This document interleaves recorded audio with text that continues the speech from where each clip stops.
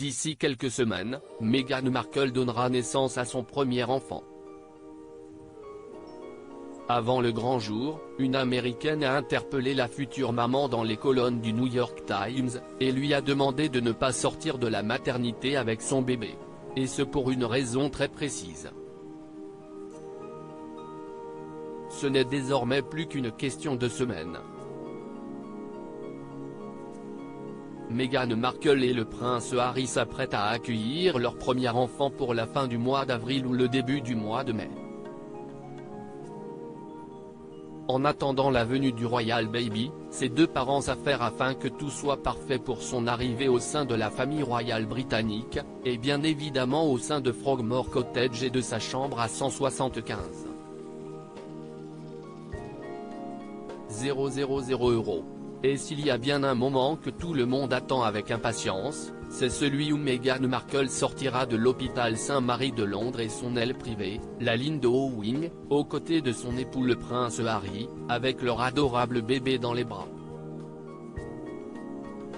Et pourtant, Meghan Markle n'est pas obligée de prendre la pause devant la maternité avec le Royal Baby, son enfant n'étant pas un héritier direct du trône.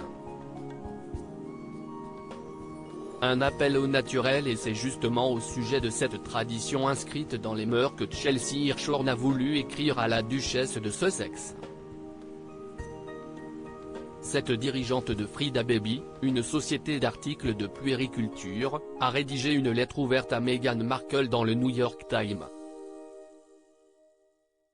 Pour cette mère de famille américaine, l'épouse du prince Harry ne doit pas poser devant les photographes. Et si elle choisit de le faire, elle devrait le faire de façon réaliste, autrement dit sans être apprêtée, sans maquillage ni brushing. Comme toutes les princesses qui vous ont précédé, vous serez certainement incité à vous laisser mitrailler avec votre petit amour, peu après avoir donné naissance. Vous sourirez, vous saluerez la foule, votre bonheur sera éclatant, mais entre vos jambes, ce sera une toute autre histoire, écrit Chelsea Hirshhorn, faisant référence notamment à Kate Middleton et à ses clichés officiels de sortie de maternité, ou même la princesse Diana dans les années 80. Votre brushing sera très certainement parfait et tout le monde se posera les fausses questions, rentre-t-elle déjà dans ses vêtements d'avant-grossesse ?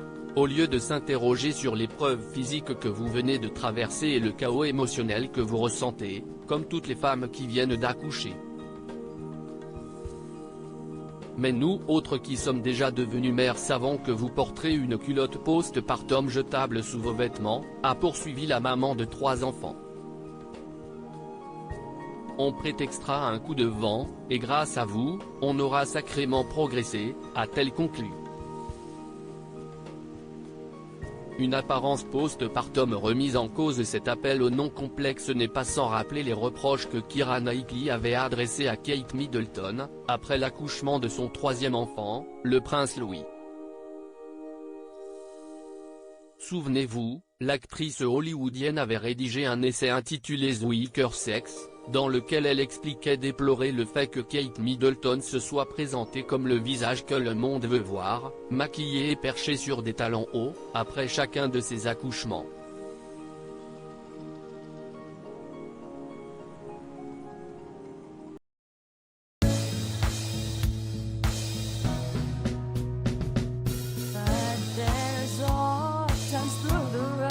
I think you can let me know. Sit down, sit back, let me help you out. That step I got to see.